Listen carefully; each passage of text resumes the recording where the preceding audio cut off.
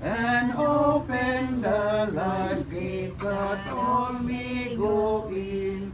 Praise the Lord, praise the Lord, let the earth hear His voice. Praise the Lord, praise the Lord, let the people rejoice. Oh, come to the Father through Jesus the Son, and give Him the glory, great things He has done. Amen. Ikaw ang among pasalamatan o himayaon o Dios, dili lamang sa mga awit, kundi apil ang pag-ampo o ang among pagsunod sa inyong kabubuton, labi na ni inyong bagong tuig na inyong ihatag kanamo o Dios. Ang mulabay ang bagong tuig 2025, daghan kami nahimo o daghan usab ang mga paghitabo nga nagapalig-on kanamo. Saan ang mahimdanon na ikaw ang among kauban niining 2026?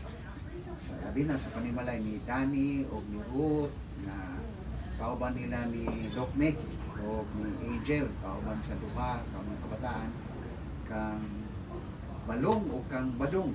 Inaot o Dios na sayod kami na doon ay mga hagit na tubangon namo niini apan paigo ang imong grasya kanamo.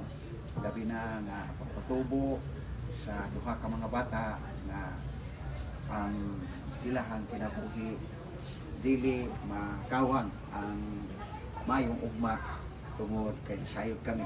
Ngayon mo siyang panalangin sa panimalay ni Danny o ni Ruth, ni Angel o ni sayod kami nga ana ang mga hagit kalisdanan ang mga problema na musulay kanamo pagtudui kami na magmatinod ano niini labi na sa mga plano, ang desisyon nila kabahin kanunay ang iglesia niini o Dios makahari sa ilahang kinabuhi ang iglesia nga walay pagubas tibuok panimalay mihurada ulan sa ngalan ni Jesus kami nagampo.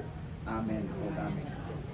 Happy New Year! Happy New Year! Make picture time with Pastor.